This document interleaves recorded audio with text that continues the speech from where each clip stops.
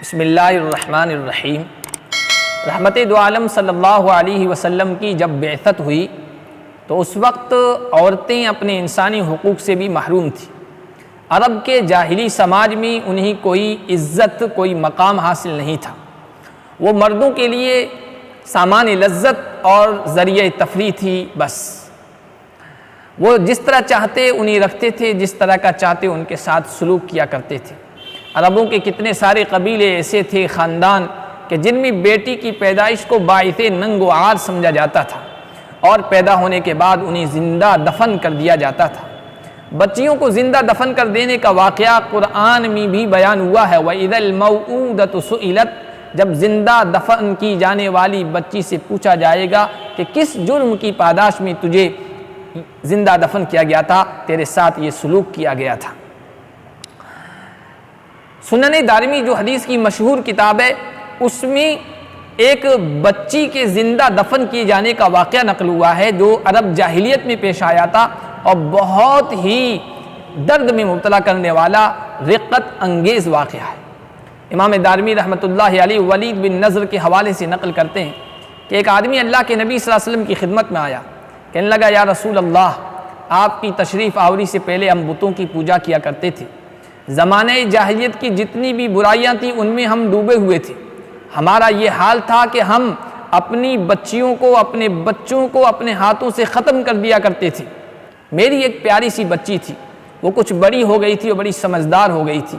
میں اسے آواز دیتا تھا، وہ دوڑی دوڑی میرے پاس آتی تھی۔ میں اسے صدا لگاتا تھا، وہ خوشی خوشی دوڑ کر میرے پاس آیا کرتی تھی۔ ایک مرتبہ کا قصہ ہے کہ میں نے اسے آواز دی، وہ دوڑی ہوئی میرے پاس آئی۔ میں گھر سے نکلا، وہ میرے پیچھے پیچھے ہو لی۔ ہمارے گھر کے قریب ایک کنواں تھا جو گھر سے زیادہ دور نہیں تھا۔ جب اس کے قریب پہنچے تو میں نے بچی کا ایک ہاتھ پکڑا اور پکڑ کر اسے کنویں کے اندر ڈال دیا۔ کنویں کے اندر ڈالنے کے بعد آخری الفاظ جو میرے کانوں نے سنے وہ یہ تھے، یا بتا یا بتا، ہائے ابا جان، ہائے میرے ابا جان۔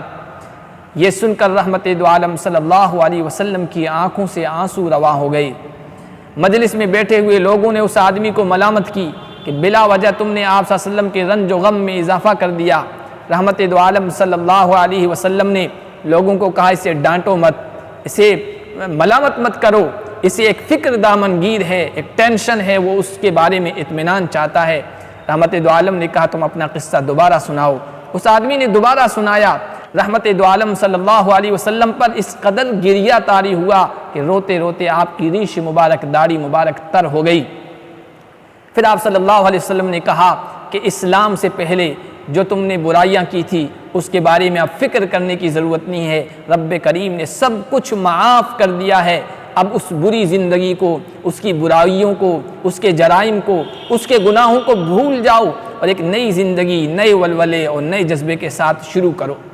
عرب کے بہت سارے قبیلے ایسے بھی تھے جو بچیوں کو زندہ دفن تو نہیں کرتے تھے لیکن بچیوں کی پیدائش کو باعث شرم اور باعث حیا سمجھا کرتے تھے اور ان کی پرورش کو، ان کی تربیت کو، ان کے پالنے کو ایک بار دوش و بال جان سمجھتے تھے، بوجھ سمجھتے تھے۔